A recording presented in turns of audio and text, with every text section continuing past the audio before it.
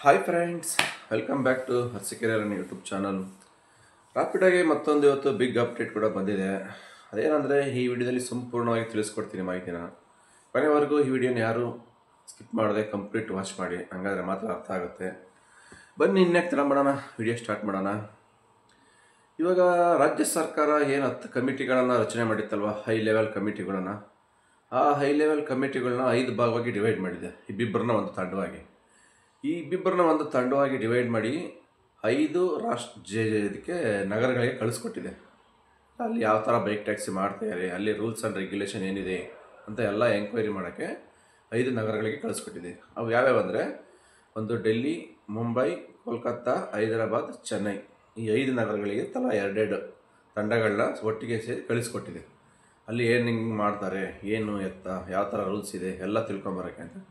ಅಂದರೆ ಇದನ್ನು ನೋಡ್ತಾ ಇದ್ದರೆ ಪಕ್ಕ ಇಲ್ಲೂ ಬರ್ತಕ್ಕಂಥ ಗ್ರೀನ್ ಸಿಗ್ನಲ್ ಇದೆ ರಾಪಿಡೋ ಬೈಕ್ ಟ್ಯಾಕ್ಸಿಗೆ. ಇವತ್ತು ಏನು ಮಂಡೇ, ನಾಳೆ ಒಂದು ದಿನ ಬಾಕಿ ಇದೆ. ಹಾಗಾಗಿ ಗ್ರೀನ್ ಸಿಗ್ನಲ್ ಬರುತ್ತೆ 100% ಬೈಕ್ ಟ್ಯಾಕ್ಸಿ ಪರ್ಮಿಷನ್. ಅದನ್ನೆಲ್ಲ ನೋಡ್ಕೊಂಬರೋಕೆ ಅಲ್ಲಿ ಏನು ರೂಲ್ಸ್ ಇದೆ ಅದರ ರೂಲ್ಸ್ ಇಲ್ಲಿ ಫಾಲೋ ಮಾಡೋಕ್ಕೋಸ್ಕರ ಅಲ್ಲಿ ಕಳಿಸ್ಕೊಟ್ಟಿದ್ದಾರೆ. ಬನ್ನಿ ಅಲ್ಲೆಲ್ಲಿ ಯಾವ್ಯಾವ ಥರ ರೂಲ್ಸ್ ಕೂಡ ಇದೆ ಅಂತ ಅದನ್ನು ಕೂಡ ಹೇಳ್ತೀನಿ ವಿಡಿಯೋದಲ್ಲಿ. ಮೊದಲಿಗೆ ಮುಂಬೈ ತಗೊಳ್ಳೋಣ. ಮುಂಬೈಲಿ ಬಂದುಬಿಟ್ಟು ವೈಟ್ ಬೋರ್ಡ್ಗೆ ಪರ್ಮಿಷನ್ ಇಲ್ಲ ರಾಪಿಡೋ ಬೈಕ್ ಟ್ಯಾಕ್ಸಿ ಮಾಡೋಕ್ಕೆ. ಅಲ್ಲಿರೋದು ಓನ್ಲಿ EV ಎಲೆಕ್ಟ್ರಿಕಲ್ ವೆಹಿಕಲ್ಸ್ ಮಾತ್ರ ಕೊಟ್ಟಿದ್ದಾರೆ ಪರ್ಮಿಷನ್. ಅಲ್ಲಿ ವೈಟ್ ಬೋರ್ಡ್ ಆಗಲಿ ಯೆಲ್ಲೋ ಬೋರ್ಡ್ ಆಗಲಿ ಯಾವುದೂ ಇಲ್ಲ. ವೈಟ್ ಬೋರ್ಡ್ ಯೆಲ್ಲೋ ಬೋರ್ಡ್ ಏನಾದ್ರು ಮಾಡಿದ್ರೆ ಅಲ್ಲಿ 10,000ರಿಂದ 15,000 ಫೈನ್ ಕೂಡ ಆಗುತ್ತೆ. ಬರೀ EVನೇ ಯಾಕೆ ಕೊಟ್ಟಿದ್ದಾರೆ ಮುಂಬೈಯಲ್ಲಿ ಅಂದರೆ, ಆಲ್ರೆಡಿ ಇವಾಗ ಪೆಟ್ರೋಲ್ ವೆಹಿಕಲ್ಸ್ ಜಾಸ್ತಿ ಆಗಿರೋದ್ರಿಂದ ಪೊಲ್ಯೂಷನ್ ಜಾಸ್ತಿ ಆಗಿದೆ, ವಾಯುಮಾಲಿನ್ಯ ಸಮಸ್ಯೆ.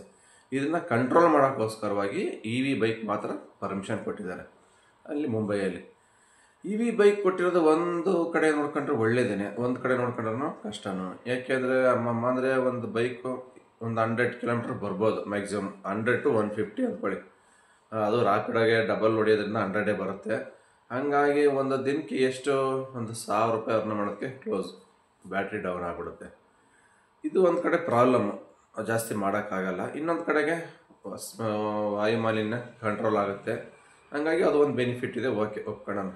ಇದು ಮುಂಬೈ ಕತೆ. ನೆಕ್ಸ್ಟ್ ಬಂದ್ಬಿಟ್ಟು ಇದು ಹೈದರಾಬಾದ್ ಹೇಳೋಣ.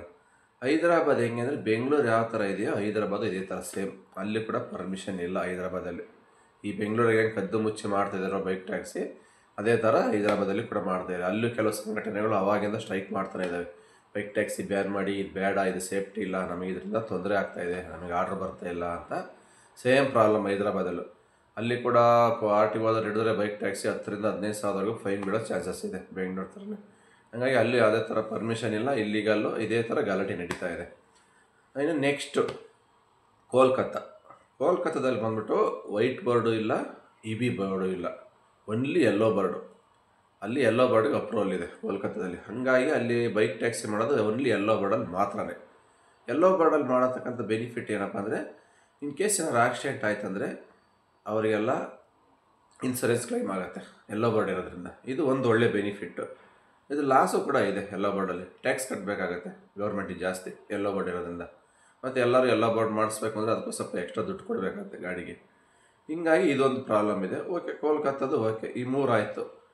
ನೆಕ್ಸ್ಟ್ ಡೆಲ್ಲಿಲೂ ಅಷ್ಟೇ ಪರ್ಮಿಷನ್ ಇದೆ. ಅಲ್ಲೂ ವೈಟ್ ಬೋರ್ಡಲ್ಲೂ ಮಾಡ್ತಾಯಿದ್ದಾರೆ. ಯೆಲ್ಲೋ ಬೋರ್ಡ್ ಇಲ್ಲ, ವೈಟ್ ಬೋರ್ಡ್ ಆ್ಯಂಡ್ EV ಬೈಕಲ್ಲಿ ಪರ್ಮಿಷನ್ ಇದೆ, ಡೆಲ್ಲಿಲಿ ಮಾಡ್ತಾಯಿದ್ದಾರೆ.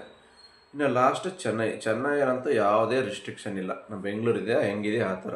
ಯೆಲ್ಲೋ ಬೋರ್ಡಾರು ಮಾಡಿ, ವೈಟ್ ಬೋರ್ಡಾರು ಮಾಡಿ, ಇನ್ನು ಎಲೆಕ್ಟ್ರಿಕಲ್ ವೆಹಿಕಲ್ ಮಾಡ್ಬೋದು. ಚೆನ್ನೈಯಲ್ಲಿ ಯಾವುದೇ ಥರ ತೊಂದರೆ ಇಲ್ಲ, ಮತ್ತು ಯಾವುದೇ ಥರ ಗಲಾಟೆನೂ ಇಲ್ಲ ಅಲ್ಲಿ. ಆಟೋದರಲ್ಲಿ ಕ್ಯಾಬ್ ಆಗಲಿ ಸಂಘಟನೆಗಳಿಂದ ಬೈಕ್ ಟ್ಯಾಕ್ಸಿ ಬ್ಯಾನ್ ಮಾಡಿ ನಮಗೆ ತೊಂದರೆ ಆಗ್ತದೆ ಮಾಡಬಾರ್ದಂತ ಯಾರು ಬೇಕಾದ್ರೂ ಮಾಡ್ಬೋದು. ಚೆನ್ನೈಯಲ್ಲಿ ಫುಲ್ ಫ್ರೀ ಬೈಕ್ ಟ್ಯಾಕ್ಸಿಗೆ. ಎಲ್ಲ ಹೋಲಿಸ್ಕೊಂಡ್ರೆ ಚೆನ್ನೈ ಒಂದೇ ಬೆಸ್ಟ್ ಅಂತ ಹೇಳ್ಬೋದು ಬೈಕ್ ಟ್ಯಾಕ್ಸಿಗೆ. ಯಾವುದೇ ಥರ ತೊಂದರೆ ಇಲ್ಲ ಅಲ್ಲಿ. ಇನ್ನು ಎಲೆಕ್ಟ್ರಿಕಲ್ ವೆಹಿಕಲ್ ಓಕೆ ಮಾಡ್ಬೋದು, ಬಟ್ ಎಲ್ಲರೂ ಎಲೆಕ್ಟ್ರಿಕಲ್ ವೆಹಿಕಲೇ ತಗೊಳಕ್ಕಾಗಲ್ಲ. ಎಷ್ಟೋ ಜನ ಹತ್ರ ಪೆಟ್ರೋಲ್ ಬೈಕು ಇರ್ತವೆ, ಅವು ಸೇಲ್ ಮಾಡಿ ಎಲೆಕ್ಟ್ರಿಕಲ್ ತಗೊಳಕ್ಕಾಗಲ್ಲ. ಹಂಗಾಗಿ ಸ್ವಲ್ಪ ಕಷ್ಟ ಇದೆ. ಹಂಗಾಗಿ ವೈಟ್ ಬೋರ್ಡ್ಗೆ ಪರ್ಮಿಷನ್ ಕೊಟ್ಟರೆ ಬೆಸ್ಟ್ ಅಂತ ನನ್ನ ಅನಿಸಿಕೆ. ನೋಡೋಣ, ಇವಾಗೆಲ್ಲ ಎಂಕ್ವೈರಿ ಮಾಡೋಕ್ಕೆ ಹೋಗಿದ್ದಾರೆ 5 ನಗರಗಳಿಗೆ.